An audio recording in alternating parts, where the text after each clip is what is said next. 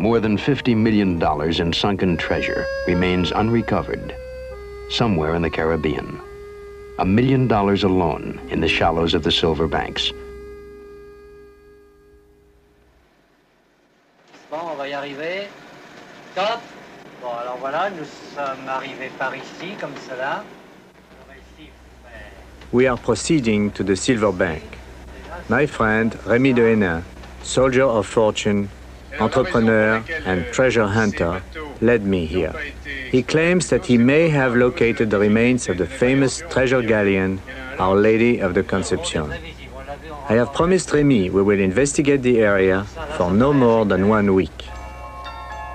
Rémi de Hénin pilots Calypso through the dangerous shoals of the uncharted Silver Bank, first called Abrojos, meaning keep your eyes open. Here, at least 30 known ships have prematurely met their fates on the eviscerating knife edges of barely submerged pinnacles of coral.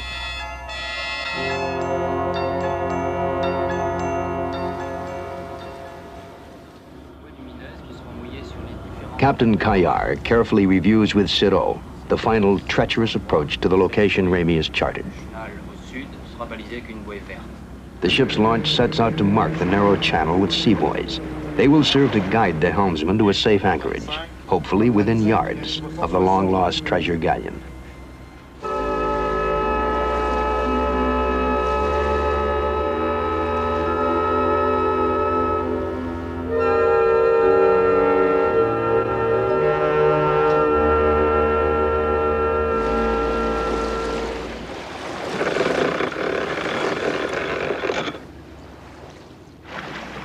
Entry in the logbook of Calypso on July 13th. The search for treasure at Silver Banks begins. Diver, cameraman, and launch pilot make up the exploration team. It is 11 a.m. The sun is bright. The water clear for the 50 feet to the bottom of the reef.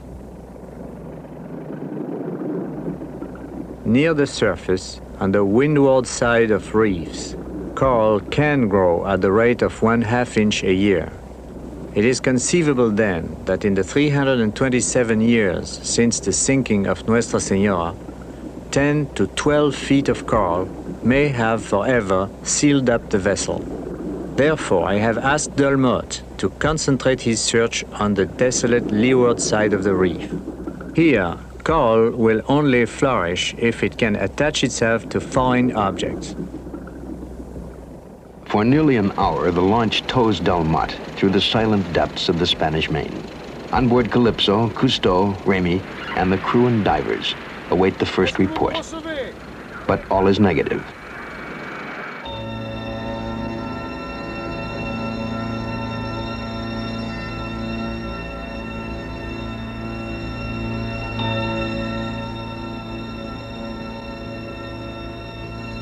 An amazing and unbelievable 55 minutes after Delmotte begins the search, he finds what Rémi said he would find: apparent evidence that a sailing vessel had long ago sunk at this secret site on the Silver Bank. It is a ship's cannon, similar to the armament once used to defend the galleons of the Spanish treasure armadas.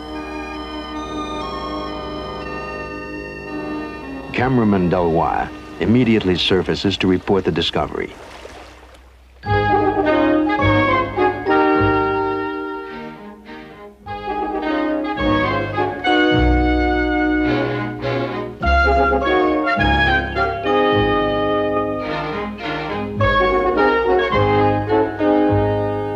Cousteau decides to personally explore the discovery site to evaluate Delmotte's almost uncannily quick find of the ancient cannon.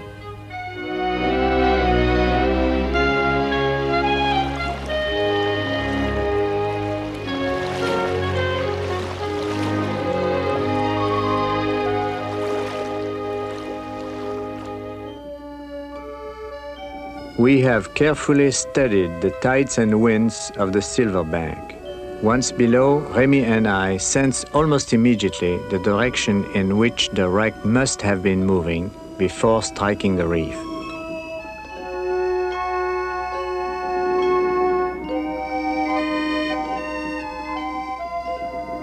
We agree to separate, to seek out the perimeter of the wreck site. At the same time, the exploration team immediately begins to mark and map their individual finds.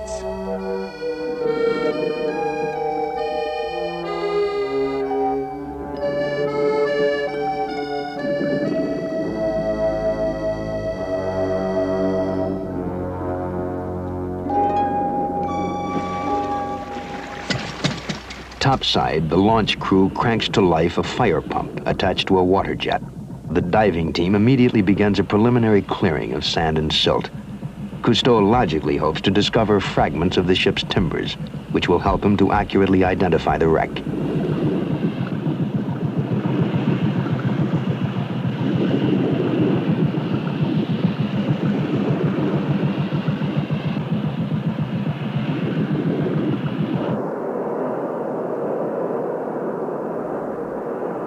Next, the mini airlift teams began soundings, digging exploratory holes in the area around the wreck.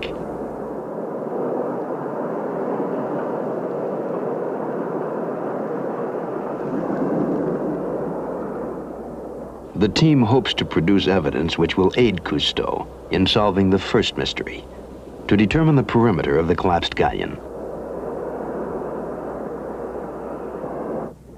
In the meantime, the mooring crew uses the jagged coral teeth of the deadly reef head to secure Calypso. Ramey, anxious to find corroborating proof that the wreck is definitely the treasure galleon, continues his search just below the crown of the reef. There he believes the gaping hole in the belly of the ill-fated vessel must have first spilled out its telltale cargo of silver and gold. Suddenly, Ramey makes a discovery, which will trigger dreams of glory and fortune in the imaginations of the men of Calypso. They are ancient ship's cauldrons, the same kind of cauldrons which helped save the lives of the survivors of Our Lady of the Conception.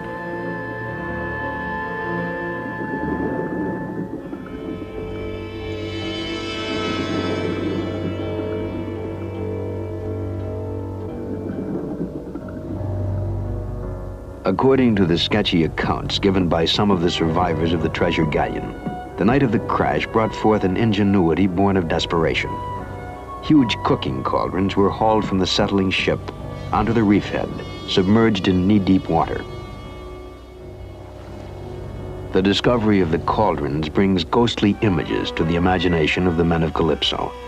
The panicky gathering of broken ship's timbers and food supplies.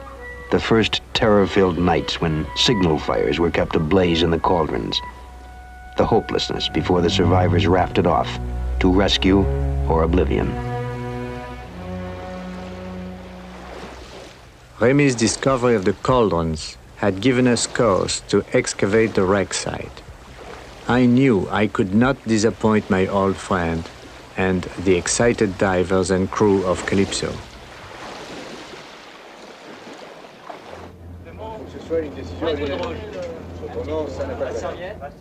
But first Cousteau, aware of how gold fever can alter even the strongest man's character, cautions the men of Calypso.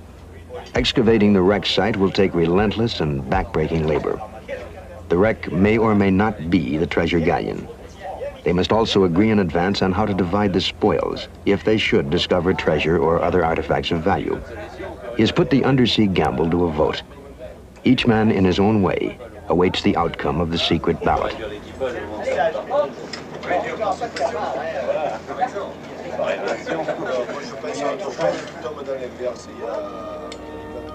The returns are unanimous. For the first time in the long voyage of the research vessel Calypso, the men and divers will hunt for sunken treasure.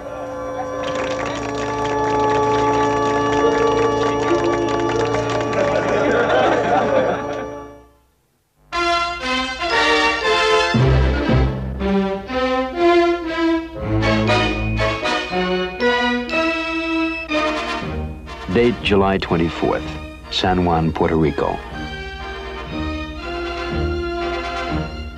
We must hurry. The Caribbean hurricane season is approaching. The men have worked night and day constructing the salvaging equipment we will need. Veteran Calypso comrade and world-famous undersea archaeologist Frédéric Dumas has hurried to join us.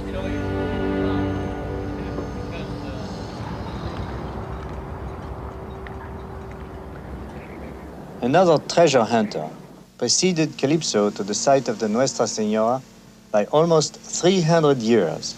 They were under the command of a Yankee adventurer, William Phips. Phips was the first, most famous, and perhaps most successful of all treasure hunters. In 1684, while calling for supplies in the Caribbean, he found one of the survivors of Nuestra Señora. The sailor revealed to Phips the location of the wreck in exchange for a share in the gold. With this unique piece of information, Phips sailed for the Silver Banks. He had divers on board, Caribbean natives that possessed an extraordinary capacity for free diving. They would have to dive up to 50 feet, search a wreck already encrusted with 10 to 20 inches of coral, recover heavy gold, silver bullion, or coins, and return to the surface. All this in one long breath. Those of us who are trained divers can sustain free dives for 2.5 minutes or more, but it is exhausting. Repeated 10 or 20 times a day, it is body-racking. Nevertheless, Phips divers recovered more than $1 million in gold and silver. The total was miraculous, but it was only half the treasure carried by the Nuestra Señora. The men of Calypso have assembled a sophisticated arsenal of salvage equipment to find $1 million in treasure. First, the James and Mary, named in honor of William Phips' salvage vessel. It will serve as the terminal point for a giant vacuum cleaner. An improvised float supports the hose that will reach 50 feet to the bottom of the reef. A special 200 horsepower air compressor supplies the power. Once unleashed, its roar will envelop the ship. For 12 hours a day, its throb will imprint itself on the mind of the crew.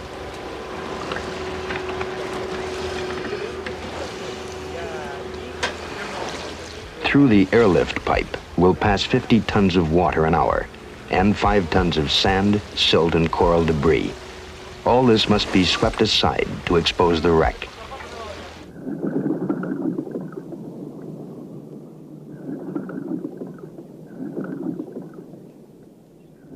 Once in operation, the giant airlift will be treated with great respect by the divers of Calypso. It is so powerful it can suck up a man's arm. The airlift could literally suck out a man's blood through his skin.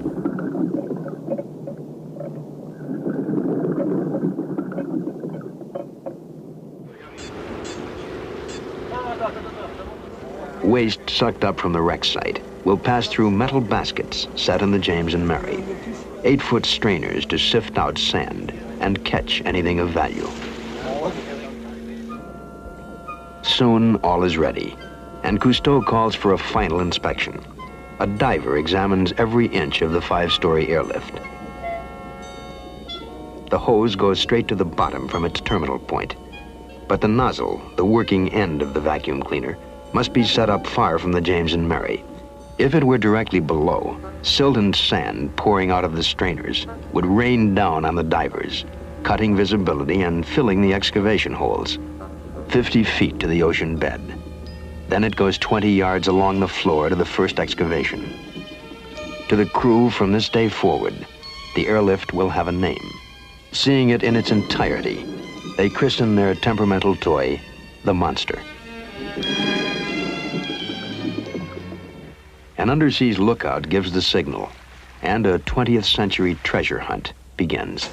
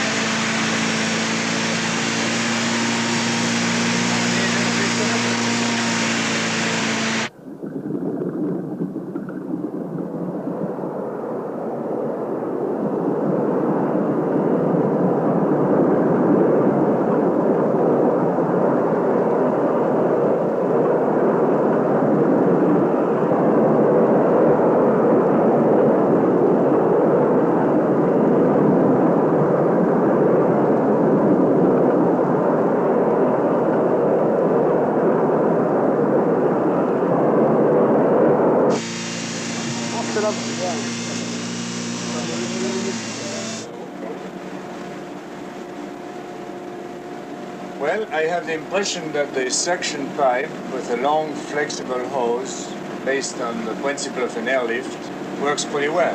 But they seem to have a lot of trouble with the ground itself. Well, the ground is especially difficult for a suction pipe because it is a mixture of mud and coal with big lumps. And you, Remy? Well, I think the same, but problem is that it's a lot of material to remove and you need at least one assistant, maybe two on each diving team. Well, we will organize the teams with at least one assistant. At Ramey's suggestion, a third man is added to the alternating airlift teams to control the powerful bucking of the monster.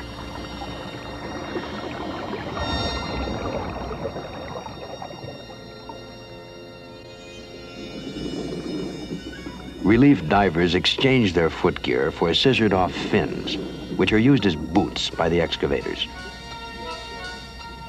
20-pound belt weights help the divers to operate in fixed positions. Before the ascending team returns to Calypso for a much-needed rest, they turn over to the relief divers their helmets with built-in work lights. Each team works an hour and a half. 4 teams take alternating shifts. The work goes on without a break for 12 hours a day.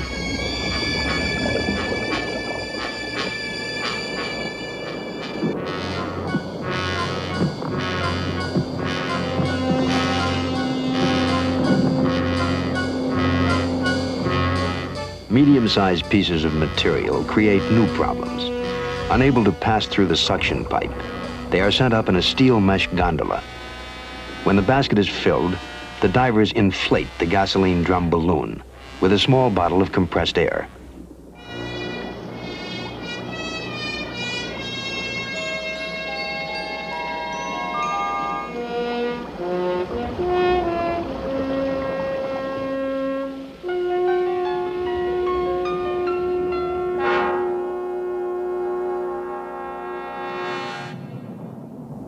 While the airlift teams have been working on the level areas of the wreck site, another team has devised a method of bringing on board Calypso mysterious ton-heavy chunks of coral which stud the recovery area. It is Delois who named them cannon coral.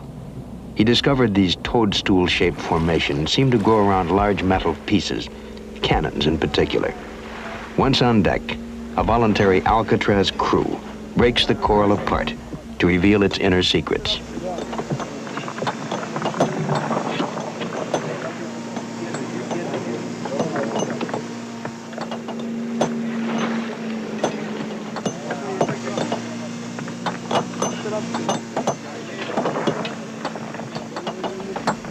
Tons of coral produce nothing, but large or small, every piece of coral brought up from the wreck site must be opened up. Even the smallest piece of coral could contain a fortune in pieces of 8 or precious gems.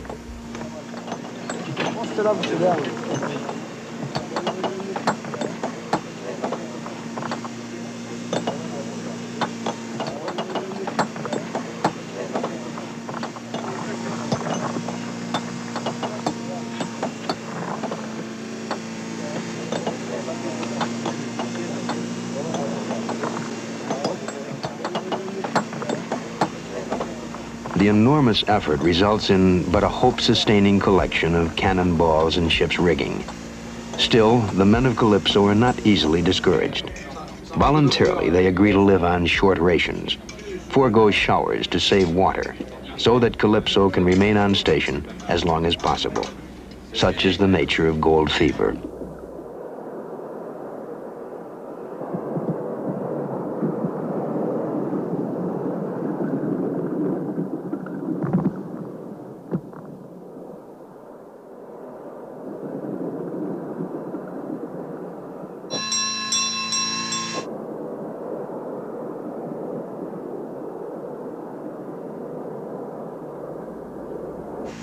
The first important aspect of hunting for sunken treasure is to minutely examine the few and mostly fragmentary remains at a wreck site for clues which will conclusively identify the age, nationality, and hopefully the name of the suspected treasure vessel.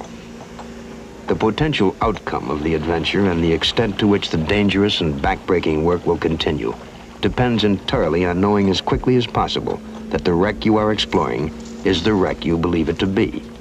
So with Treasure Hunter Hearts, the search for clues begins.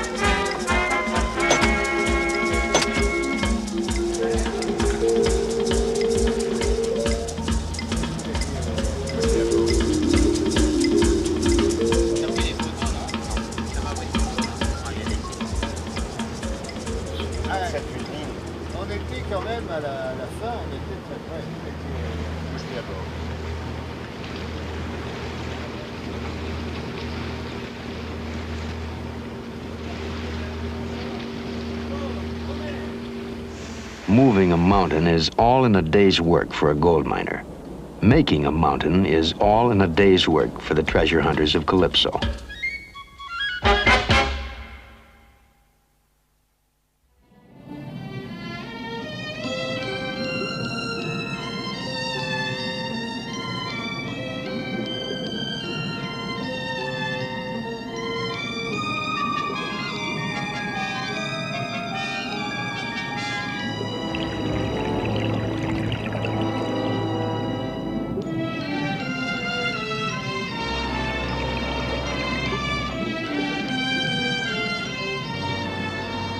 After 17 days of searching the wreck site, we still have not confirmed the identity of the sunken vessel, but we have provided some unexpected benefits to the inhabitants of the reef. Scavengers forage for sea worms among the coral debris. Bearded mullets seeking micromarine tidbits seem to emulate the Calypso airlift. The divers dig on, cheered by the arrival of their colorful and curious friends.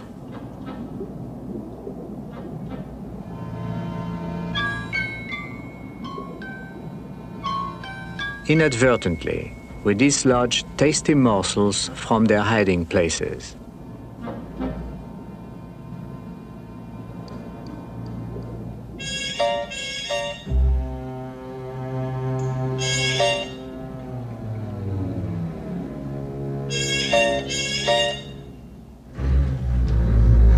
For one brave and aggressive damselfish, however, we are not quite welcome. Our presence in her territory has lured a host of unwanted guests.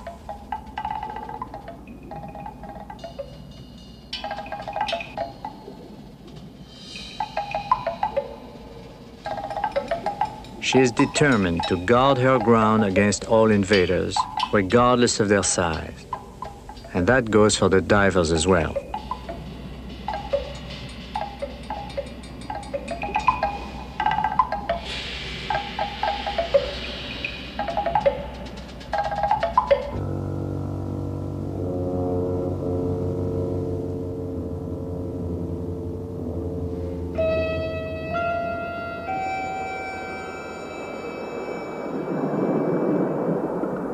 August 3rd. The deep-digging monster reveals the first important artifact, It is a kind of pottery normally carried by sailing vessels outward bound from the New World.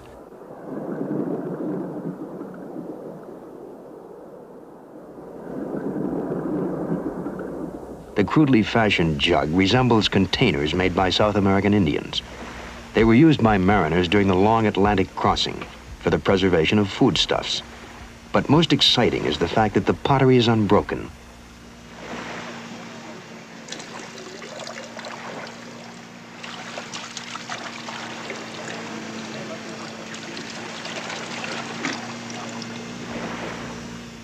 Inside the still stoppered jug are small vertebrae, a sign that the jug had been used for preserving fish.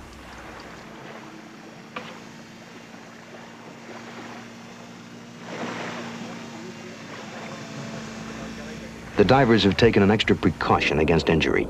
Brightly colored gloves serve as warning flags to the airlift operator.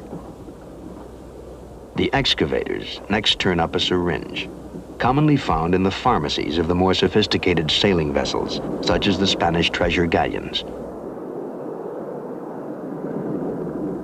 Coral clings to metal, and to strip away the last layers, Robineau applies a fuming batter of hydrochloric acid.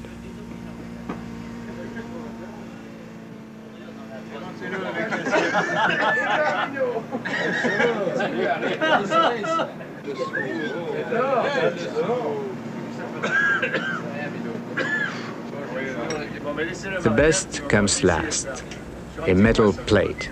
Often on treasure ships, the table service was made of silver. All of us wait for the acid to reveal a bright and shining surface.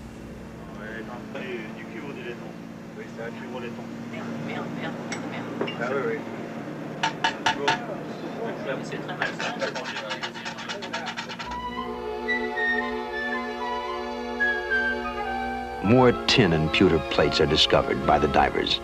And then suddenly, in the eerie world of this mystery ship's grave, the divers find fragments of bones. For a moment, there comes ghostly images of men who may have gone down with their ship. And then the sudden realization of just what kind of bones they are: soup bones.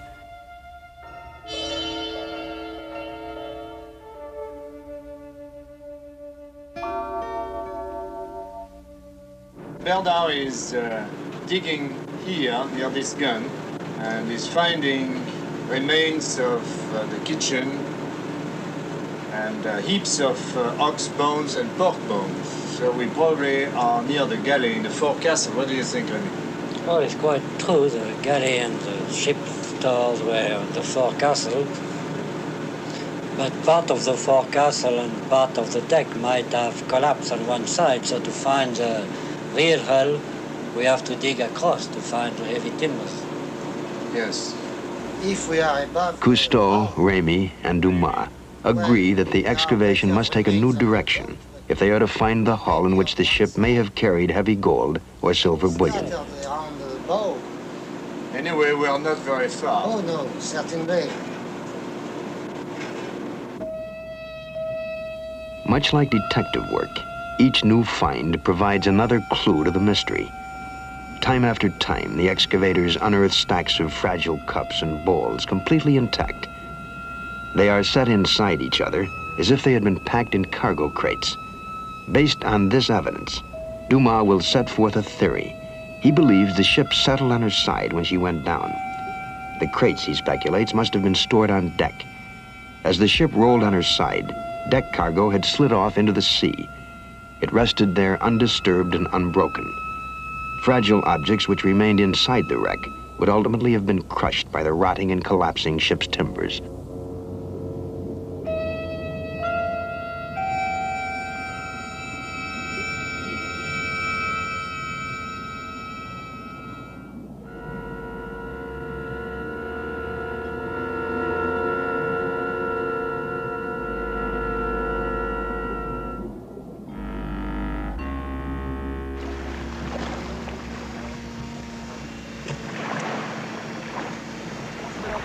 As the divers bring the fragile cups and bowls aboard Calypso, we are again stimulated in our labors.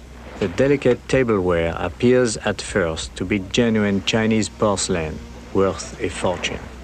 We recall that at the height of the Spanish treasure armadas, galleons from the Philippines would transfer cargoes of Chinese porcelain to ships bound for Spain. Now we have porcelain. Next, obviously, we must find gold.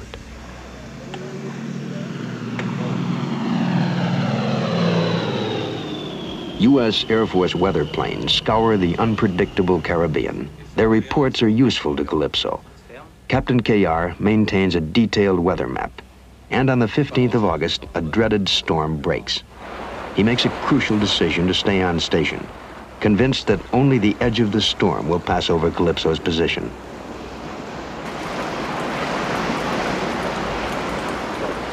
The divers celebrate their first work break in 15 days by luxuriating their salt-sore bodies in the cool freshness of the tropical rain.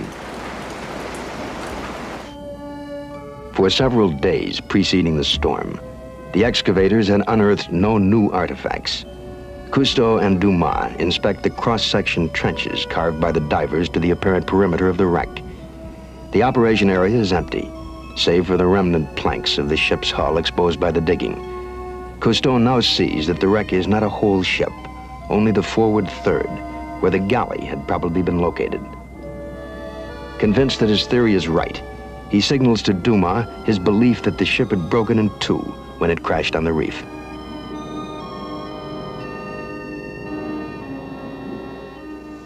Here are the guns and the front part of the ship. If it was 50 meters long, was like this. But we know that it was broken in two, and the rear probably drifted in the storm and went to the other guns over there. An excavating team with the portable and self-contained airlift immediately begins to explore a new site. Here, Cousteau believes the other portion of the collapsed wreck may be hidden under the drifting silt. As our divers begin work on the new site, I sense there is something new in their hearts. It is neither dreams of glory or fortune. Rather, it is an ironic humor and a professional determination to wrest the secret identity of this ancient wreck from the venerable but inexorable sea.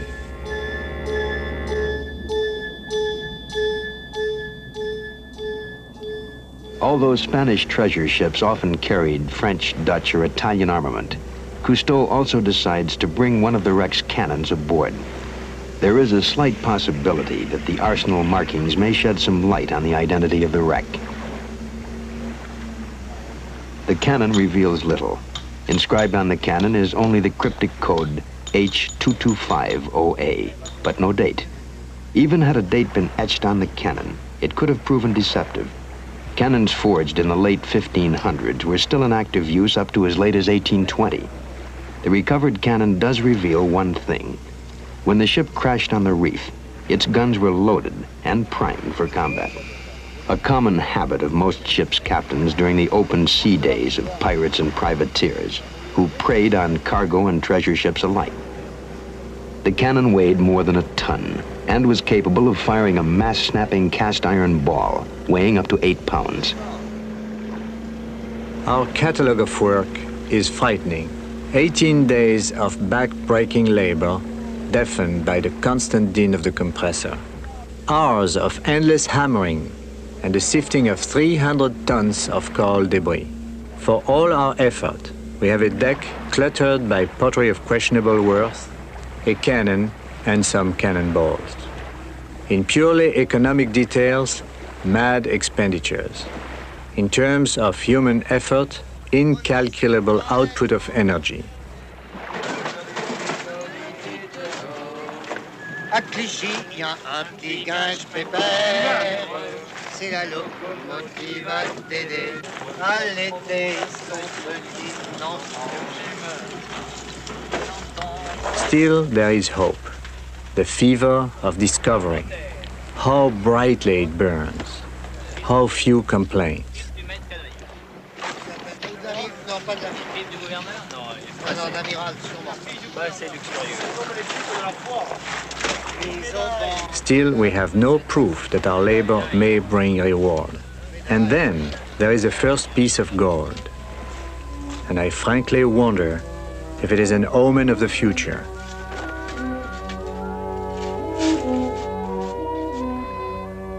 A gold medal of Saint Francis of Assisi, patron saint of the poor.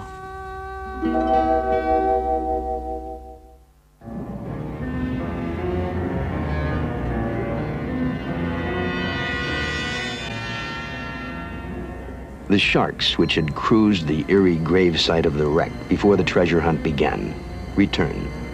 Perhaps they have returned because in some primeval way, they sense the time has come for Calypso to depart the Silverbanks. But to veterans of the Red Sea expeditions, the sharks are simply another variety of fish.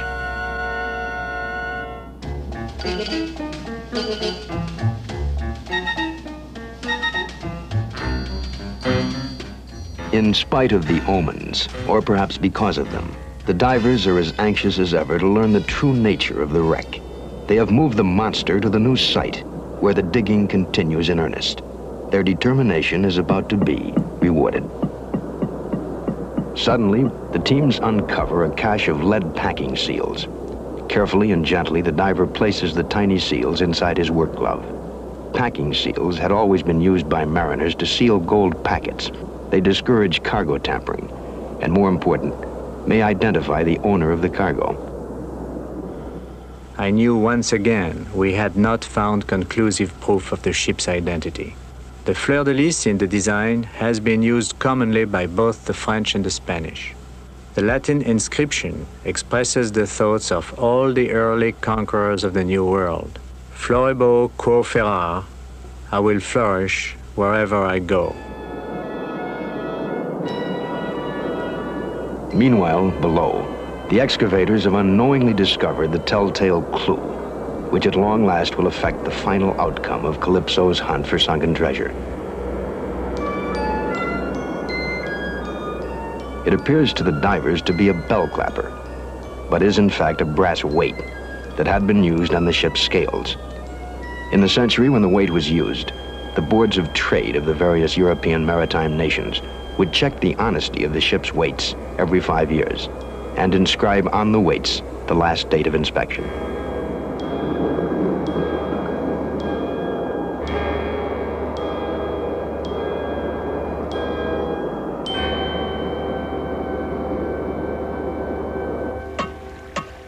Cousteau and Dumas inspect the divers' newest finds. Ça, c'est un pistolet. First, the fossilized impression of an officer's pistol.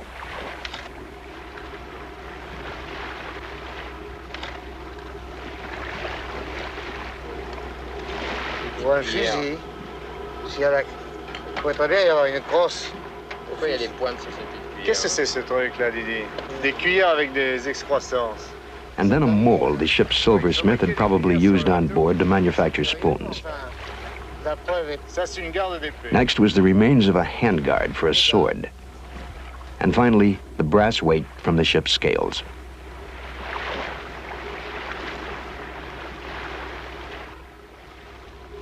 $1756, je lis.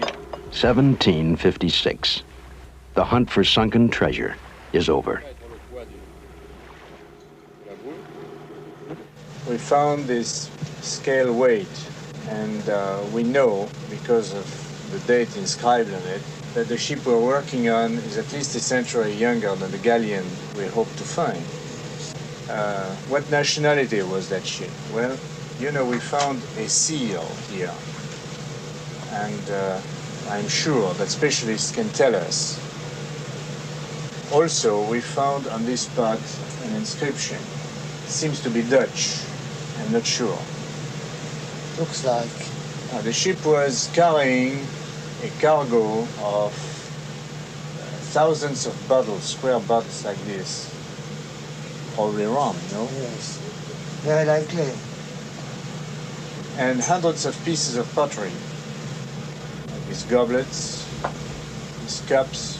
With gold fever drained from the atmosphere, archaeologist Dumas has taken time to carefully examine the cups and bowls. He concludes they are not Chinese porcelain. He surmises they would be classic European designs, with their conformations and decorations naively modified by the Indian artisans of South America. All these plates, very curious plates. Very strange design. Which shows that the ship probably was sailing from the New World to the Old World. Very probably. I'm not sure yet.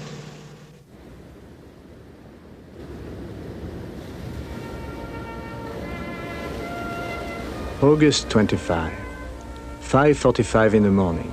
The ship is still asleep. I feel strangely alone. My equipment feels lighter than usual.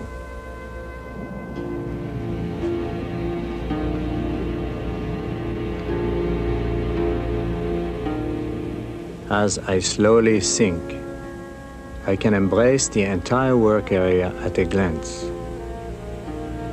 We will soon be closing our treasure hunt.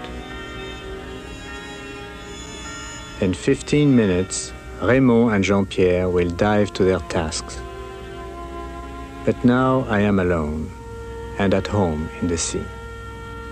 Today, objects have a new dimension. Time is abolished. Wooden planks, anchors, cannons belong to the Flying Dutchman. The suction hose is the sea serpent asleep. Water frees me from gravity and winks to realities.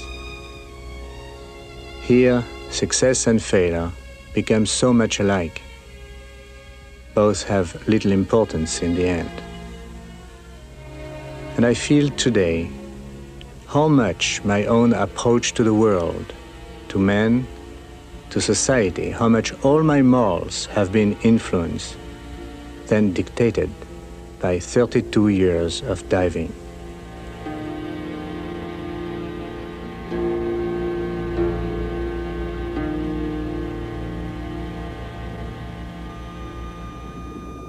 When men hunt for sunken treasure, they will always discover something.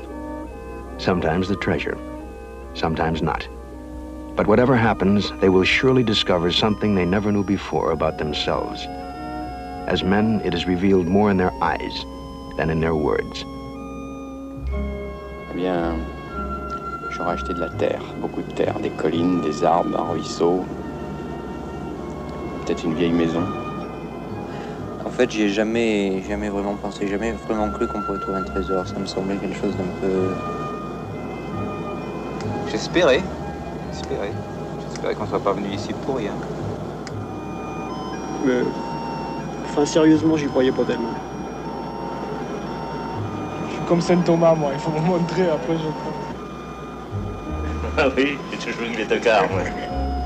Je l'aurais bien employé, mais on l'a pas, mais tant pis.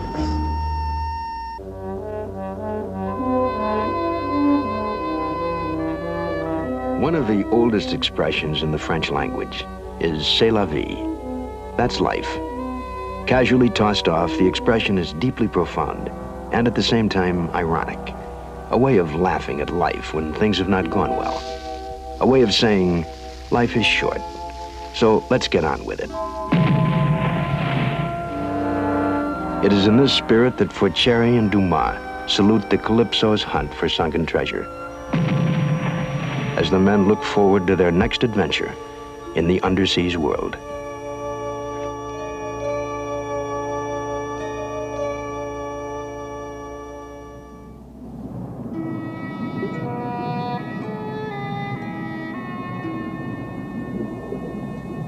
The ways of the sea, the ways of sunken treasure hunters are as certain as the sunrise. In a few years, the tide-shifting sands and the coral will cover up all traces of our visit.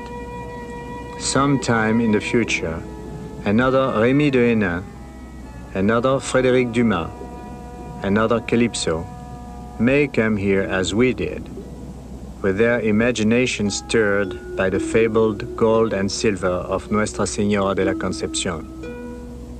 There would be no treasure, but perhaps if they found the curious remains of the James and Mary we left behind, they would laugh at themselves the way we laughed at ourselves.